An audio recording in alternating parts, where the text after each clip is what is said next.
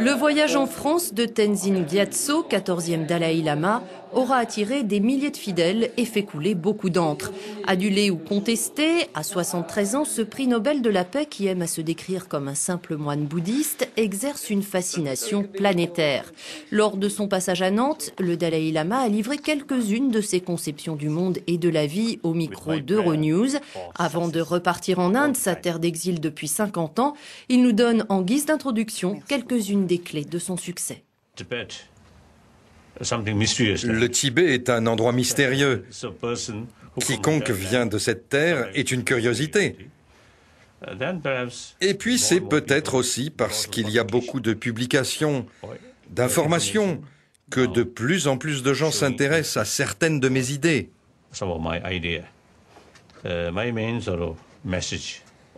Mon message principal, mon idée maîtresse, c'est que, naturellement, chaque être humain a droit à une vie heureuse et à une famille heureuse.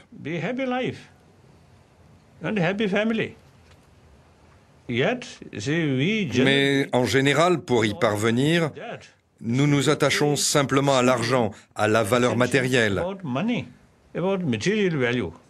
Nous n'accordons pas suffisamment d'importance à notre valeur intérieure. Autre chose importante, l'harmonie entre les différentes traditions religieuses. Je respecte vraiment, profondément, j'admire même toutes ces traditions différentes. Certains de mes amis chrétiens me décrivent comme un bon chrétien. Nous avons une expérience commune, une pratique commune en dépit de philosophies différentes. Et puis aussi, peut-être, il y a des gens qui me disent qu'ils aiment mon sourire.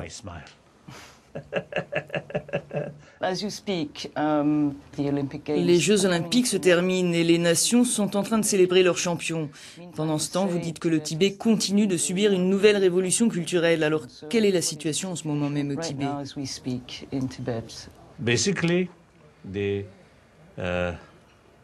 En fait, la situation est très tendue. Il y a beaucoup de militaires, de personnel de sécurité, partout.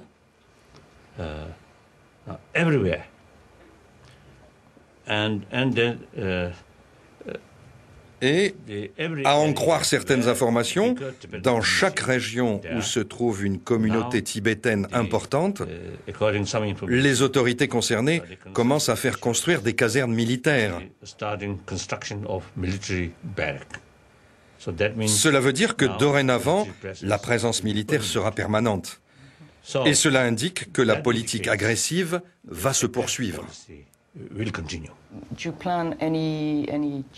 Avez-vous l'intention de modifier votre approche dite de la voie médiane, ou alors de faire des concessions aux Chinois qui ne vous croient pas quand vous dites que vous ne voulez pas l'indépendance, qui ne reconnaissent pas votre gouvernement en exil, ni le drapeau tibétain ou l'hymne national? Êtes-vous prêt à faire des sacrifices, des concessions? Parce que c'est dans notre intérêt, nous nous engageons pleinement à rester au sein de la République populaire de Chine. Parce que le Tibet est un pays très en retard économiquement, isolé au cœur des terres, sans déboucher sur la mer, et sa population est toute petite. En même temps, nous avons notre propre langue, et avec elle, un héritage culturel exceptionnel, et en particulier une tradition bouddhiste très très riche. Il n'y a pas que 6 millions de personnes, de Tibétains, qui sont concernés. Il y a aussi un grand nombre de gens dans cette partie du monde qui partagent le même bouddhisme, la même culture bouddhiste.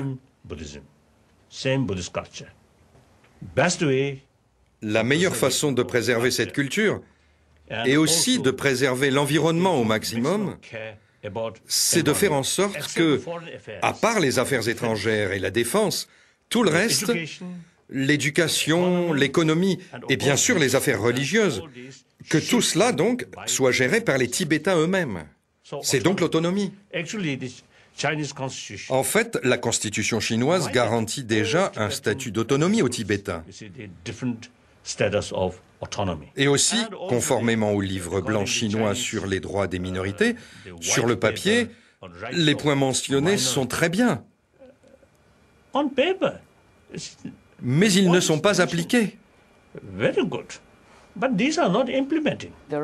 Il y a des divisions au sein de la communauté bouddhiste et parmi les bouddhistes tibétains. Quelques-uns parmi les plus jeunes, par exemple, ne sont pas d'accord avec l'approche de la voie médiane. Ils s'impatientent. Craignez-vous plus de violence à l'avenir? Je ne crois pas.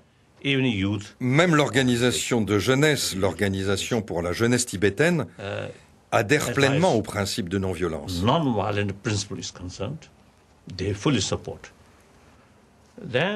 Ensuite, pour ce qui est de l'indépendance, l'autre position politique, dès le départ, ils voulaient l'indépendance totale. Nous adhérons totalement à la démocratie. Donc il y a des voix différentes, des points de vue différents, et les idées différentes sont les bienvenues. Le président américain George Bush et en Europe Angela Merkel, Gordon Brown vous ont rencontré cette année.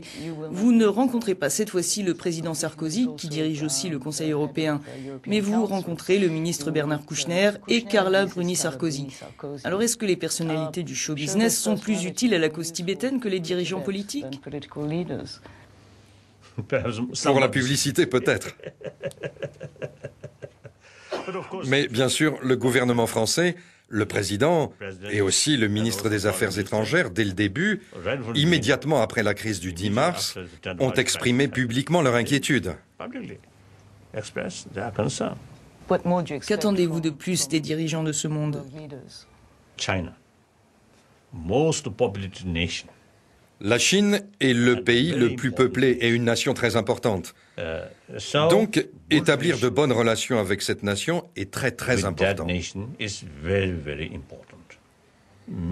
En même temps, la Chine devrait être attirée dans le cercle des démocraties mondiales. La démocratie, l'état de droit, l'ouverture, la liberté d'information, la liberté de la presse, tout cela est très important. Et bien sûr, les droits de l'homme et la liberté religieuse. Il s'agit de valeurs universelles. Et sur tous ces principes, tous les gens concernés, tous les gouvernements devraient se montrer fermes.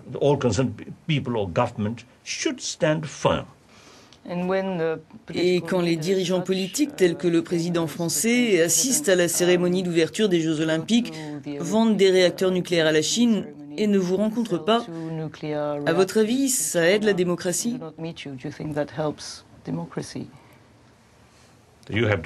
À vous de juger.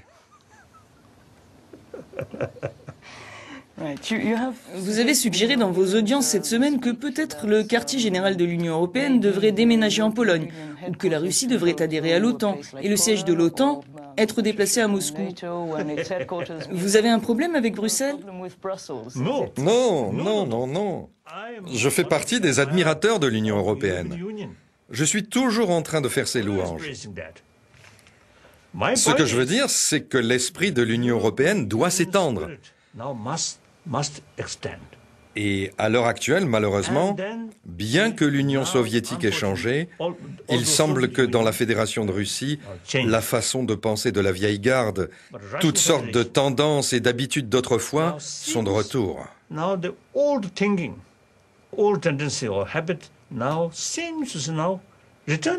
Ce n'est pas bon. Il faut que la grande nation qu'est la Russie rejoigne la communauté européenne. Et pour réduire les distances et la peur, le quartier général de l'OTAN devrait aller s'installer à Moscou.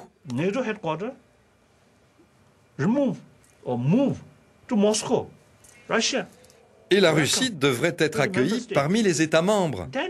Alors la peur disparaîtra. C'est la raison pour laquelle j'ai dit cela. Pas du tout parce que je suis en colère contre Bruxelles. Non, jamais. La compassion est centrale à votre philosophie. Peut-elle s'appliquer à toutes les situations dans le monde, au terrorisme par exemple? Ah oui. La compassion s'éprouve pour une personne, non pour une action. Prenons par exemple le terrorisme. Vis-à-vis d'un terroriste, en tant que personne, nous devrions faire preuve d'intérêt, de compassion. Ce sont aussi des êtres humains. Et si nous persistons à lui démontrer notre compassion, alors il y a une réelle possibilité de changement. Si à cause de leur comportement, nous ne leur montrons que de la haine, nous encourageons la multiplication des terroristes. Aujourd'hui, il y a un Ben Laden. Demain, 10 Ben Laden. Et après ça, 100 Ben Laden. La compassion est la seule force capable d'arrêter ce cycle. Ceci vaut bien sûr tant que vous limitez cette compassion à la personne qui a mal agi. Pour ce qui est de ses actions, il nous faut nous opposer. On spécule et on s'interroge sur votre succession. Vous parlez de vous retirer assez souvent, mais vous êtes plein d'énergie. Alors qu'est-ce qui vous ferait vraiment prendre votre retraite? Mes principaux engagements, mes deux engagements, sont la promotion des valeurs humaines et la promotion de l'harmonie entre les religions. Ensuite, mon troisième engagement concerne la cause tibétaine. Mais la cause tibétaine, c'est le combat du peuple. Et aussi longtemps que je serai là, je me devrai d'y apporter ma contribution, d'aider les Tibétains et de les servir. Mais la responsabilité réelle, c'est au peuple lui-même de l'assumer. L'ère des lamas est aujourd'hui dépassée.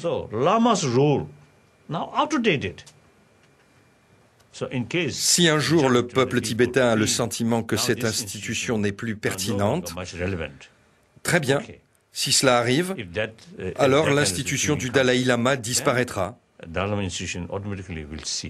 Je préfère ça, parce que le 14e Dalai Lama n'est pas le meilleur des Dalai Lama.